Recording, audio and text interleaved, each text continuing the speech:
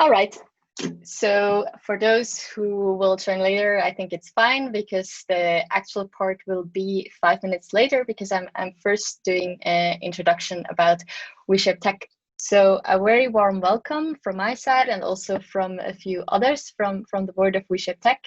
We're very excited that you chose our webinar instead of going out and have a swim in the limit. Today we will have Ivette from economiesuisse. For those who don't know, like economiesuisse is the umbrella organization of Swiss companies, companies that are active in different industries like the digital industry, but also banks and pharmacy. And Ivette has been working for economiesuisse for the last 3 years. And she is there responsible for topics of consumer policy, which includes data privacy topics. And maybe a short thing about her background. She has a legal background. Of course, she will also work and talk a little bit about the technical things. And this is also why we're all here today. So before we dive deeper into this very interesting topic, I'd like to make a short introduction. Here you see today, just really a short introduction about WeShape Tech. Then we start. So my name is Melanie Gabriel. I'm a board member of WeShape Tech, and at the same time, of course, my daily job is being a co-founder and CMO at the fintech and the AI startup Expense Robot. But now, for those who don't know, WeShape Tech is a platform that fosters greater diversity and inclusion in tech. We currently have 4 chapters. I'm part of the Zurich chapter, but we also have a chapter in Basel, Bern, and even in the French-speaking part in Geneva. What is WeShape Tech exactly? So our organization is built on 4 different pillars. That's on the one hand, the role models pillar, because we are convinced in order to bring more diversity into the management positions out there, we also need to see them because we believe seeing is believing. And so we host a bunch of different events. So we have interviews with inspiring people. So one of them was, for example, last year, the role model event at Swiss Re, where we had 5 very interesting women who talked about their career, but also about their specific topics. The second pillar is the insights pillar. So you are currently part of this pillar. This is workshops, but also webinars where we share knowledge because we want to give our community the knowledge and the skill set that they need in order to really perform well in the tech field. And then we have a third pillar, that's the network pillar, where we also connect different players, be it like younger people with more senior people and so on. And then we also work with a few companies when they are looking for great people that they want to hire for their tech positions. We also make sure that this is known among our community members. So this was, for example, one photo of the last knowledge sharing workshop where we had a crash course into how to learn data media last year. For those who are on social media, we are also very active there, so you can follow us there. It's very easy. Twitter, WeShape Tech, on Instagram, WeShape Tech. You can also use the hashtag WeShape Tech in order to find interesting topics. And we have a monthly newsletter that you can sign up. We share a lot of insights about upcoming events, but also other insights that are that we find interesting. And we have one role model each month that we interview about her way into tech and her insights. But now it's your turn. I suggest that you all just write a short your name and your position into the chat, so that we also know a little bit who is taking part today in our webinar.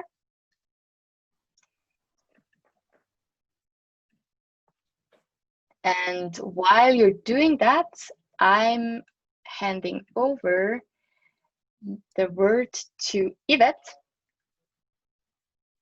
Thank you very much, Melanie. I'll try to share my slides with you. I think it worked out, right? You Yeah. can see my slides. Perfect. I'm very happy. So thank you for having me today. I'm very pleased to tell you a few words about the Swiss COVID app and Corona tracing apps in general. As Melanie told you already, we will have like half an hour or a bit more while I'll try to do kind of a wrap up of everything you have may heard in the last couple of weeks in the media. It was a lot of information. There was a lot going on. And there I'll try to give you also some background information relating to the political process, because that is linked to my professional occupation. So let's start with the biggest news. I'm sure you have heard that we have our Swiss application since last Thursday. It's downloadable in the Apple Store and also for Android. It's called Swiss COVID, and we have like approximately 1 million downloads in Switzerland by now. Some of you may have downloaded it as well. I'm interested to hear if you have already in the Q&A. It's very user-friendly. I did a screenshot of the interface, as you can see on the presentation. It has only a few sections, and if you click on those sections, it redirects you to further information. So that's a positive thing. It's extremely easy. It's very user-friendly. The negative thing is that you have to meet certain technical requirements with your device. So for iPhones, it's the version 13.5. For Android, you need most actual version of Google Play services, and parts of the population aren't able to meet those technical requirements with their devices, but we will talk about this later in more detail. Those technical requirements are needed because the API, the application programming interface, which is provided by Apple and Google, needs those prerequisites to work. The application works only with Bluetooth Low Energy, so it does not track you. It does not know in any point of time where you are or who you are exactly, which is a bit confusing because you have to turn on the tracking for the API to work. So it does not track you actually, but the API needs this prerequisite. Then I'll try to give you a short overview of the functioning of this application. So what is the main goal? As you know, the cantons, they have a manual contact tracing. What does that mean? If they have a person with a positive test result, they call this person and they try to find out with whom she has been in contact for the last couple of days or weeks, and they try to mitigate the further spreading of the virus. And the main aim of this application, according to Federal Council / the Bundesrat, is to support the cantonal authorities in this manual contact tracing with the according technical means. So let's have a look at an example. If, for example, A, B, and C, let's say Melanie, me, and Janine are going to lunch, and we have all downloaded this application.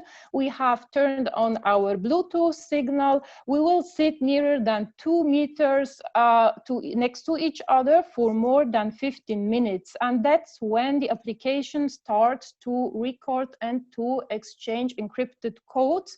I think the new distance is 1.5 meters that they implemented in the last couple of days. So they seem to have some new insights there that they implemented into the app. So the application starts to exchange those encrypted codes between us three, and those codes are saved on your cell phone. At the same time, they are stored on a central federal server. And the application does a current Abgleichung, how do you say, a current comparison. The application does a current comparison with this central server. If a code turns out to be infected, there is the possibility that all the contacts that are saved also on your mobile device as a protocol, that they get an information. And that's how it happens, that you get a push notification saying that you had an endangered contact. And what happens next is on a totally voluntary basis. So nobody will force you to do a test or to go to the doctor, to call the hotline or whatever. The app just recommends you to call an info hotline. And when you call there, they will ask you how you're feeling, if you have symptoms and so on, and they might send you to a test. And if you have a positive test, the cantonal doctor will issue a code for you, and then you decide again on a voluntary basis if you want to put this code into your application or not. And by typing this code in, you have the possibility to warn all your endangered contacts. So that was quite general. In reality, it's a bit different. It's much more technical, but I hope you got a short overview on how it's working. And as I said, there is no GPS or location data used for this. It's only Bluetooth Low Energy. But there is another case that a lot of people aren't informed about. By the beginning of the pandemic in Switzerland, federal authorities, they did use location data. And that was quite interesting because there wasn't a lot of it in the media. So what they did is they wanted to see if people are following their rules. For example, there was a prohibition to meet more than 3 people at one time. And they could do this by tracking the SIM cards through the mobile network. They did like quadrants and counting the SIM cards, for example, on a quadrant of 100 per 100 meters. And if it was a number that is, for example, more than 20, they used a heat map and it turned red. And if you had 100 SIM cards, it was dark red, and so on. And like this, they could control in a very detailed way how many people were located where. And this whole thing worked because the data, it was anonymous. They got it from a national provider. And the Öffentlicher Datenschutzbeauftragter, it's our federal officer for data privacy topics. He said this is legitimate because the data is anonymous, and the provider did a very broad Q&A for the public so people could read up what happens to their data, and they even got the possibility of an opt-out. So now, as you can imagine, this idea of the application raised a lot of privacy topics. On one hand, for the consumers, for Swiss citizens, they were asking themselves if it's safe, which data is used, if there are cyber risks, and so on. And on the other hand, it raised a lot of questions for Parliament, because Parliament was in a very special situation during the pandemic as well. We have the so-called Epidemiegesetz in Switzerland, the law on epidemiology. So it can grant Federal Council, Bundesrat, very broad competences during a crisis, an epidemic crisis like Corona was by the beginning of the year. And what happened concretely is that Federal Council, the Bundesrat, was able to overrule the classical processes in Parliament. Because if you have an issue that you want to pass through Parliament, it has to go to the commissions. There are processes that are established. And during an exceptional case, you have Federal Council having broad capacities doing things on their own. So what Federal Council did, based on this Epidemiegesetz with no further legal basis, they wanted to launch a fully operational tracking app by the beginning of May 2020. So 2 months ago, they were already ready by then. But then Parliament said, no, that's not working with us. We want to discuss this topic in the normal process.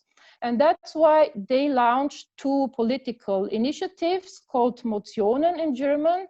And what they wanted was an additional legal basis for this Corona app, because it's a very sensitive topic for Swiss people. Not only for Swiss people, data privacy topics are sensible. So they wanted to discuss this through Parliament.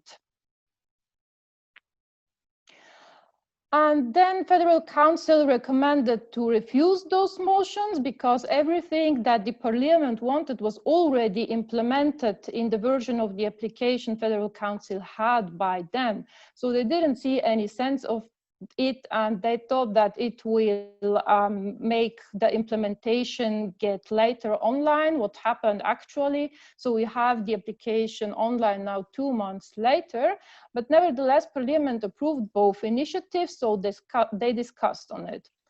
So what did Parliament want in detail? These are at the same time the 2 the three top privacy issues which were discussed in media and also in society. As I said, the additional legal basis, they weren't happy with Federal Council doing this based on the epidemiology law. They wanted a decentralized storage approach, which was implemented already by then. As I told you, we have a decentralized storage. The codes, the encrypted codes, they are saved on all the cell phones. They don't stay for a long time on the central server. And this is the approach that is used in most parts of Europe, despite France. France wants to have everything on a central server because they want to evaluate the data for epidemiology reasons. So they save absolutely everything, all the protocols on a federal central server. And we don't do this in Switzerland because you have a time restriction and so on. And the most important thing that Parliament wanted was voluntariness of the application. And this raises a lot of difficult questions in praxis when it's not that clear where you can draw the line. So the new law act they amended by now, it says voluntary like 10 times. It speaks only about voluntariness. But as I said, what does this mean in praxis? So Parliament says that, for example, if you are a fitness center owner, you can't force your clients to use the application to get an entrance. So you should let them in even though they don't have installed the app. But the question then is, are you really forced to go to this fitness center, or can you choose another fitness center? So those are the questions that are not very clear to make out in the praxis. And then you also have like branch protection concepts. This means gastro industry, all the restaurants or all the cinemas or theaters, they have corona protection concepts. And those concepts sometimes state that it's mandatory to use an application. And as you can see in the screenshots I did on the left side, that's from a newspaper article. They were talking about cinema branch concepts. And what they said is visitors have to use the app Mindful. It's even another app than the federal app, so it makes things a lot more confusing. And what you have read about is maybe the super spreader event we had in Zurich last week, or was it 2 weeks ago? I don't remember. And like 30% of the people, they weren't leaving the right data. So clubs began to discuss if they can use the Swiss COVID app as a mandatory prerequisite to make people enter into the clubs. And there was a very actual article, newspaper article from today, where the Bundesamt für Justiz, that's the Federal Office for Justice, their director said, cantons have to make sure that this doesn't happen. So clubs, restaurants, and so on, they shouldn't be allowed to use the application in this way. So let's get back to the political process. As I said, Federal Council decided to pass the legislative framework to Parliament to discuss it. Parliament adopted it. By now, they did a super quick summer session discussion. So that went really quick for in the means of Parliament, because to discuss a law bill, it takes some time. And what they decided is, besides the voluntariness, the additional legal basis, as I said, and the decentralized storage that was already implemented in the first phase of the application, they also decided that you will get free testing after getting a notification. So the state will pay for your test if you get a push notification from your Swiss COVID app. They decided an urgent condition for the law bill. That means the new Epidemiegesetz, it immediately entered into force. It didn't take that much time. And then they also decided on a compensation for self-isolation. If you have a positive test, the insurance, the Erwerbsersatzversicherung, now pays for your home quarantine. And then the last point they decided is that Federal Council can close the app if it's not effective. And in the meantime, during Parliament was discussing this new epidemic gazettes, the Federal Council, the Bundesrat, issued a test phase, and there were like 60,000 people in Switzerland involved. And I think they used the time very well because they tested like cybersecurity topics, they tested if it's user-friendly, and those 60,000 people were only doctors, medical personnel, and military personnel, but they did different recommendations and papers on this test phase. It's all on the internet. So if we compare Switzerland with other countries, one can say that the biggest difference is to Asian countries, where the whole thing started a bit earlier. Asian countries mostly have a completely different understanding of what privacy means. They have also tracing apps, but we should call them tracking apps because they're really working with location data and tracking you. They're not working only with Bluetooth and encrypted codes. So mostly they are mandatory in use in Asian countries. They have access to very detailed information like your passport or ID number, and they connect it with your health data, which would be impossible in European countries. And one can say they may use it for social control and behavioral steering. We will see this on the example of China and what is happening by now over there. When it comes to the technological implementation, as I said, they're using geolocalization tools. They do data aggregation from everyday apps. So they connect your the corona tracing apps with other apps that you are using. This doesn't happen in Switzerland. And they have a very broad access to existing systems on your device. As I said, if we take China as an example, there you have WeChat and Alipay that are very popular for Chinese citizens. And now they have like integrated protocol in those applications. And in this protocol, you can type in all your personal information, your passport number, credit card details, and your health status. And then they try to find out with whom you have been in contact in the past couple of weeks.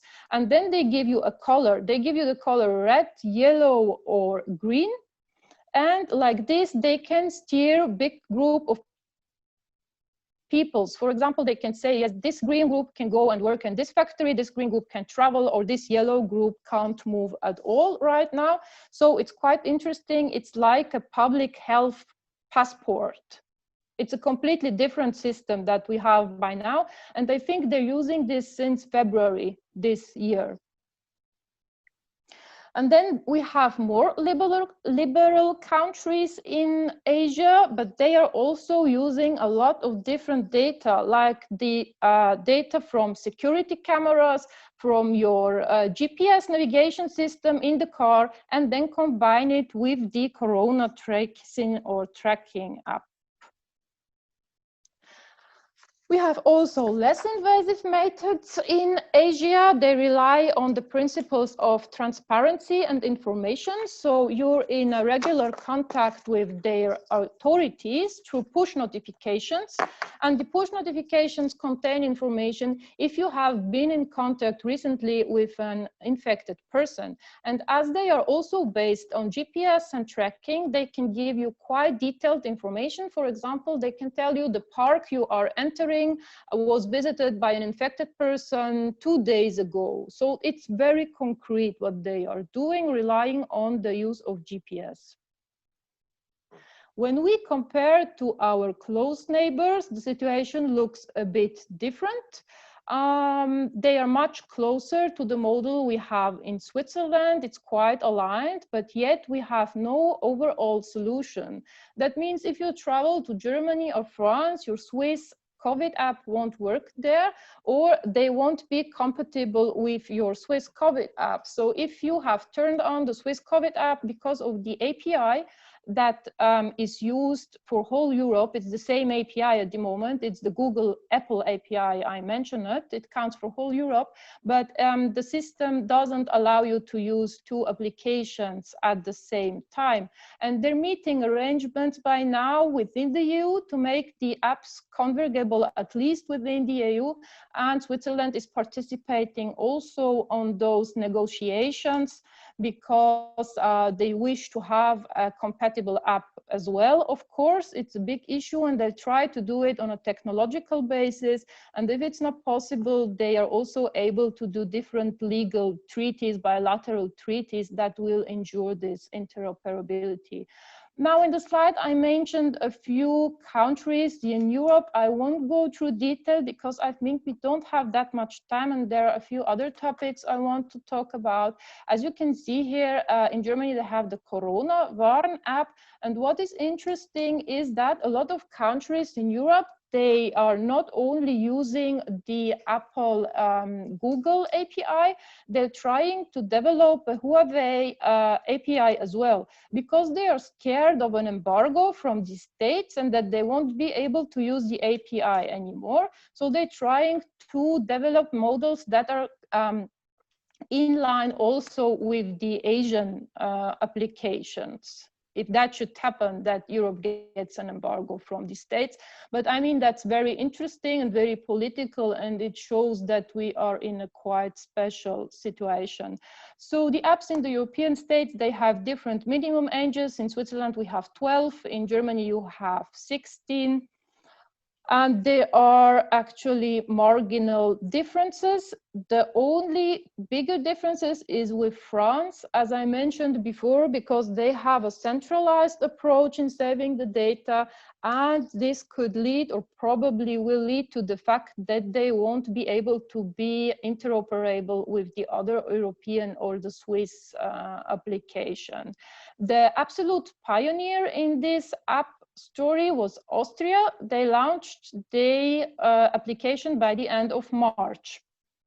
But the thing is that they have only like 60K users per 9 million population, and that's not a lot because the app needs like around 60% users in the population to work out, but we will have a look at this afterwards.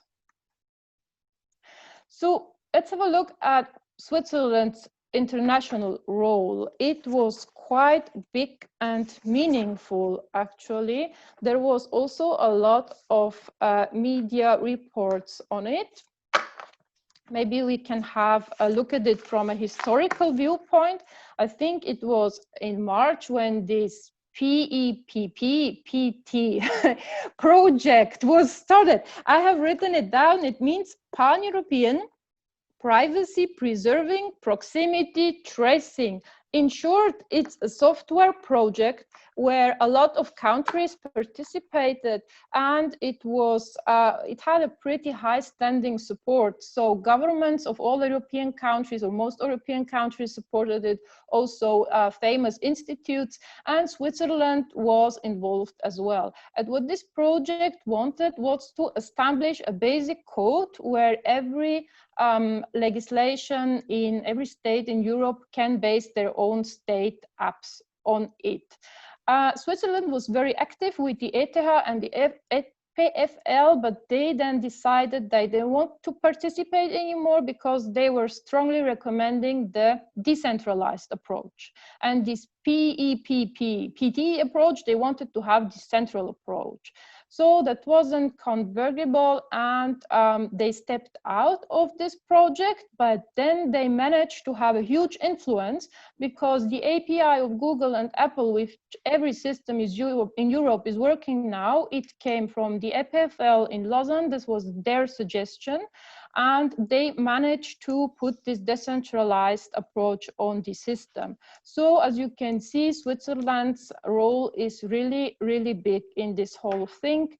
And I mean, it also fits to the history in Switzerland of data protection. We have a very liberal approach, which is also in line with the newest technologies. So I think the Swiss solution as we have it now is a very, very good example how data protection and technology can be combined in a very successful way. And it's not only my opinion, that's what is heard also from international voices, but also Swiss authorities and the population are happy with this app.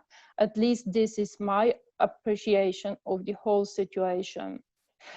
Then there are really a lot of specific topics. I picked out a few of them. Those are questions that we discussed at the offices, for example, or with my friends. So I'll try to list them. What are the success factors for the Swiss application? So Swiss federal authorities say 60% of population need to download this app.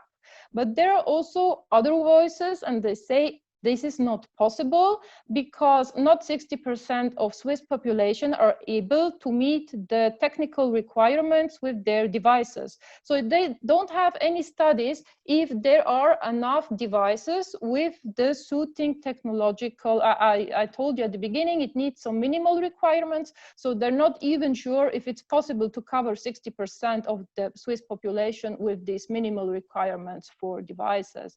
So there are voices that say that it even makes sense when only 20 or 30% are participating, but yet there's a current discussion going on about this. Then very important success factors is also broad testing and the possibility of quarantine. And as I told you, this was the latest solved with the new Epidemiegesetz that we have, because they have a broader testing by now and it's for free. And they also have the Erwerbsersatzversicherung, the insurance for the quarantine if you're staying at home and can't go to work.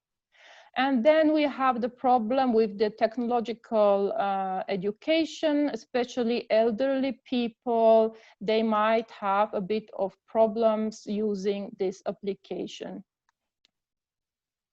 Security questions. There was a lot of work done by Swiss federal authorities on this topic. There are a lot of reports online. In my appreciation, they did a quite good job. There is a minimum of data stored on the central server.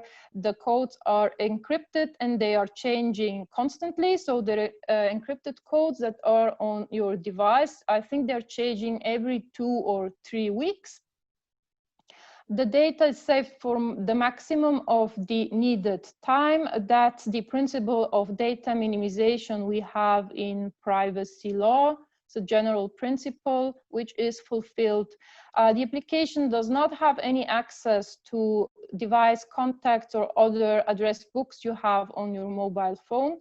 And the test phase that I mentioned, which was performed by the Federal Council, the Bundesrat, with the 60,000 users, it was performed in coordination with the National Cybersecurity Center. And the whole process was also approved by the EDIB, Öffentlicher Datenschutzbeauftragter, the National Security Officer. Then the technical code for this application is available online. As Melanie told you, I have a legal background, so I can't say a lot about this, but I copied the link if you are interested, and if you are in this topic, you can have a look at it. So all the documents are online. I did a screenshot of the entering page. And the application is issued by the Federal Health Authority, Bundesamt für Gesundheit, developed by the ETH Zurich and the EPFL in Lausanne, and it was issued by UBIC. And UBIC is quite a name in the application development in Switzerland. I didn't know about that before. They also did the implementation of the SBB app that we are using for tickets. I didn't know about this before. So what we also had are other national developments, that there are other apps. I forgot their names. I think one was called Geo Health or something like this. Next Step was one, and some of them are based on different systems, so they are not based on DP3T. So I don't know if they are even available at the moment, because the new law bill, the Epidemiegesetz, says that every app has to use this DP3T system. So if you're not using it and you're working with GPS tracking data, and some of those developments were, I had an exchange by phone with those people, and they told me that they're working with GPS data. So I'm not sure what happened to them by now. Then other frequently asked questions. There is a very, very broad Q&A on the site of the Bundesamt für Gesundheit, the Federal Institute of Health. It's really broad. It talks about everything you can imagine. It makes sense to have a look at it. And I picked out a few of the questions. So is it possible to use my Bluetooth headset simultaneously? Yes, that's possible. The only thing that's not possible is that you use another country's application at the same time, which uses also Bluetooth low energy. The other thing is the battery use. They say it does not need that much battery. I have downloaded the app. I'm wondering what you think about if you have downloaded the app, but it seems to me that it's using a lot of battery. So the other question is, am I punishable if I do not perform a test whilst the app is issuing a warning? No, you're not, because everything is on a voluntary basis. You can't be punished by not performing a test. Then there are a lot of ethical questions raised. The whole project, it was accompanied by the National Ethics Commission, NEC, Nationale Ethikkommission. So you have a pretty broad implementation of ethical questions as well. There have been several articles proposing different mechanisms, for example, an additional ethical board. It doesn't make that much sense for me because, as I said, the NEC, the federal institution, was in the discussions as well. The only difference would be maybe that you have a non-national, more independent institution if you do an ethical board like this. So these are only few of the questions that I have heard about, and this was the sum up I wanted to give you. The status of the download has changed. By today, there are approximately 1 million residents using the application in Switzerland, and I would be happy to hear if you downloaded the app, what you think about, and if you have further questions, I would be happy to answer them. Thank you. Thank you. Thank you very much, Ivette. So now I would encourage everyone to jump in and ask questions, because this is the time where you can ask Ivette everything you want to know about them. There was one thing, but I think it was solved because the link was somebody tested the link and it was wrong, but now we have the right one. But also, okay, just I'm sorry. No. I think it was just a typo. But we will send. Anyways, we will send the information afterwards to everyone who participated. What I would be wondering is how many of the participants did download the app, and if they would be willing to do it by now. So maybe you can, yeah. Sorry, I did read the technical specs before. I have to admit that's a pretty good paper that they published on their GitHub account. Afterwards, I waited for a while, not feeling comfortable with something like this on my phone, but still, I did now. I think it's as good as you can get. Yeah. Sorry, what? Why didn't you feel comfortable? You know, I'm not even a Facebook user, but so being traced, whatever, is not what I like, being a security person. And it has weaknesses technically, right? They were also published in the media now, but they discussed it in the paper as well. They have technical weaknesses. I don't think they can be fixed easily given, you know, the circumstances. But you have to be aware of them. I mean, there can be heavy false positives despite the mask problem that you mentioned. there are range extending attacks, etc., etc. That's possible if you are aware and make that part of your personal risk assessment. That's fine, but you have to be aware and you have to be able to ignore panic in the media when someone demos those weaknesses, you know. That's a very good point, that we didn't talk about the false positives. So the application is not able to see if you and someone else close to you is wearing a mask, or if there is a plexiglass between you, and then you get a positive notification and you think about going into self-quarantine, not working for 2 weeks. So that's really a problem, yes. I myself downloaded the app, but I use WhatsApp and Facebook, so I said whatever, so it's not that one if you compare it to others. No, so I downloaded it. But the Bluetooth thing, usually I have it switched off all the time, Bluetooth, and now we have to switch it on. And I'm working from home, as you see. So here I think the risk is really minimal.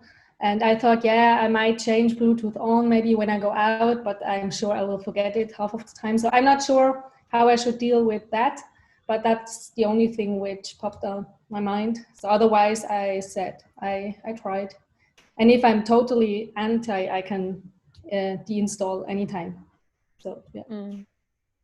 And thanks for the talk, it was very interesting. Oh, I'm happy to hear. Yes, the funny thing is that I had a look at the protocol. So if you have installed the app, you can go to your iPhone settings a bit deeper, and then you can see all the meetings. So the interesting thing was that it seemed to record only meetings when I'm at home in the morning and in the evening. So I guess one of my neighbors has the application as well. And during daytime, in the last couple of days, it didn't happen that I have been in such situations because I didn't have a record. I didn't have an event on the protocol. So that means if I get a positive notification, I can more or less be sure that it's my neighbor. So that's quite interesting. They say they ensure privacy, but I'm not that sure if you can't say who was the infected person in certain circumstances. What isn't a problem? They're aware of it and they say, yes, well, but it doesn't differentiate from cantonal telephone tracing. So yes, but I thought that was an interesting fact.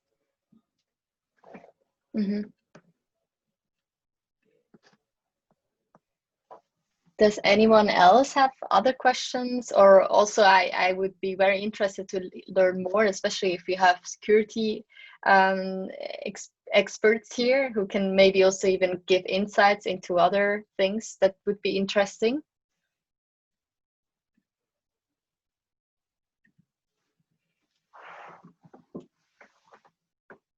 I mean, one thing that I, when you were talking, Ivette, about the clubs that wanted to use the Swiss COVID app for entrance, and then it was stopped. Did I understand that correctly? Yes. And do you know why? Because I mean, for my humble view, it makes sense that this could be a way how we don't have this super spreader moments, exactly, or at least a reduced version. Yeah, exactly. So consumer protectors are saying that consumers can't be forced to use this app. And my answer usually is, okay, but it's in the interest of consumers that they can use the app in this way, because if we have a second wave, or as you said, a situation in the club, it would be a very good solution for consumers to do what they ever want to do, and they wouldn't be able to do it if they didn't have the application. So in my opinion, it makes sense to use the application this way, but the director of the Bundesamt für Justiz, Federal Office for Justice, he said that according to Parliament, it's forbidden to do this, and the cantons are now in charge to implement it. So it's a privacy issue. They just don't want to force people, like in Asia, to do this.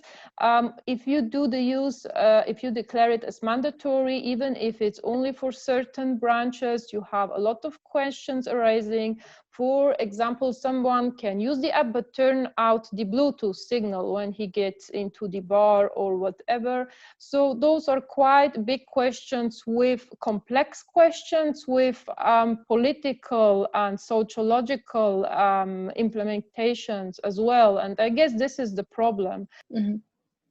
Yeah, very interesting. So anyone has a last question? I have a question, please. Well, thank you very much, Ivette. It's brilliantly interesting. So at one point you said that Apple and Google are involved in the how do you say? The development in the APIs, they provide the APIs. Exactly. So what would that mean, or what would it have meant if neither Google nor Apple would have done this?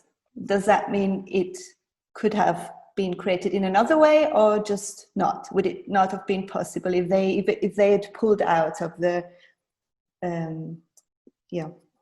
out of the project? Well, the problem is that using the Bluetooth Low Energy system, where you don't have any geolocalization, requires a new API on the phones. And that's why Google and Apple are providing it, Google for Android and Apple for the iPhones. So you could not implement the Bluetooth model without involvement of those two companies. That's the problem. And they had other solutions. There was an interview with this woman from the EPFL, I'm sorry, I forgot her name, who invented this whole Bluetooth model. I think, Melanie, you know the name? Yeah, I will share the article afterwards. She's at the EPFL. Yeah. Okay. I will look it up while you're talking. Okay, perfect. So she said that it would have been possible to do it, but only with GPS location tracking. And those are really two completely different models. I think this is a very interesting point in the whole discussion, because it also shows that these two companies have a certain, a certain power in the whole discussion. Absolutely. And also the Swiss role is very interesting, because for all these billions of applications that are used by now in Europe, this is the Swiss model from the EPFL that they are using.